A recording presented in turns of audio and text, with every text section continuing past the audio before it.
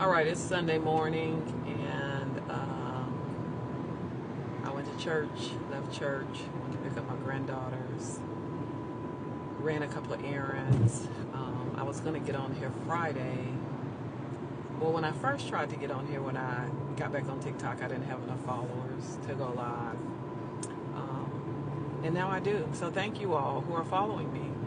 I'm really excited about you following me.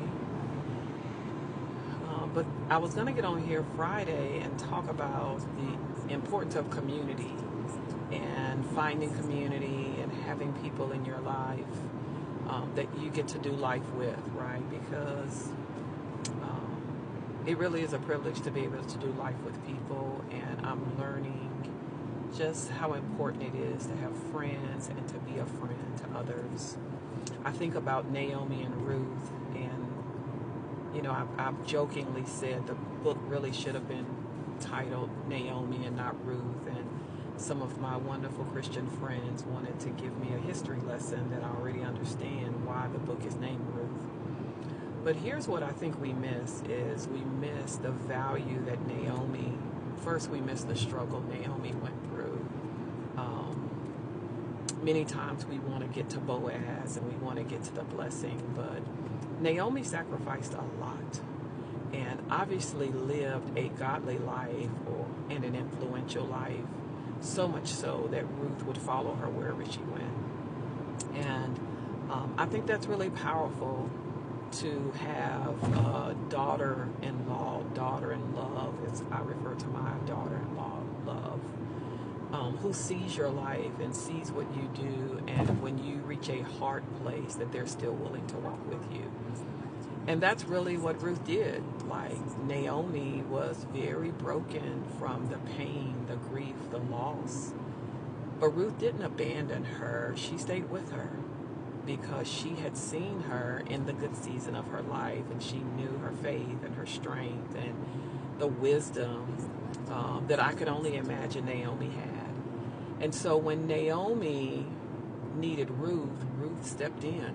And these are Chandra's words, not the Bible's words, so don't come at me.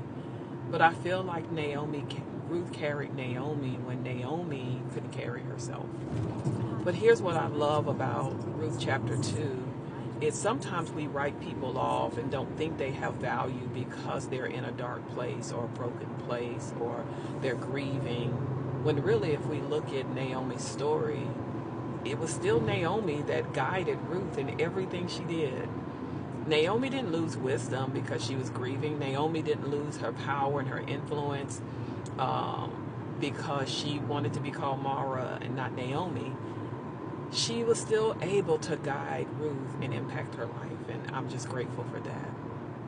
Today I have the privilege of hosting some women that I've met over the last year who are new to the city of Nashville and new to our church, and the Lord just said, serve them.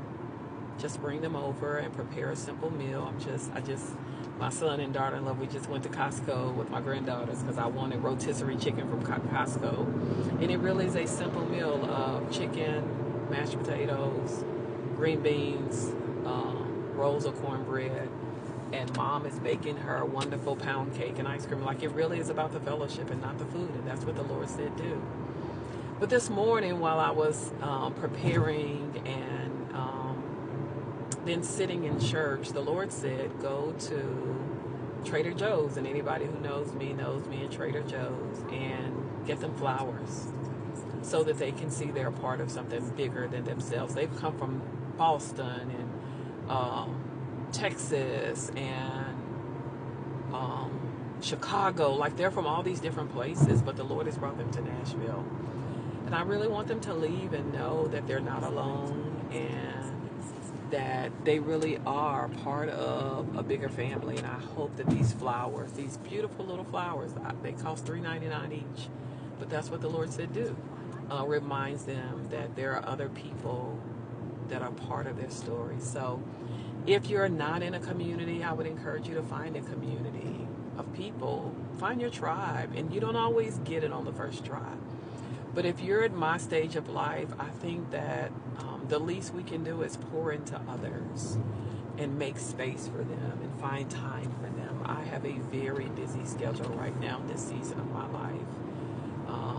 But I'm grateful that I get to carve out just about 2 hours today and just sit with them and pour with them. And then I called just a few other women to join me and come alongside with me to love on these young ladies. And I'm just grateful they said yes. So find your community, love on somebody, and just thank God for all that He's done in your life and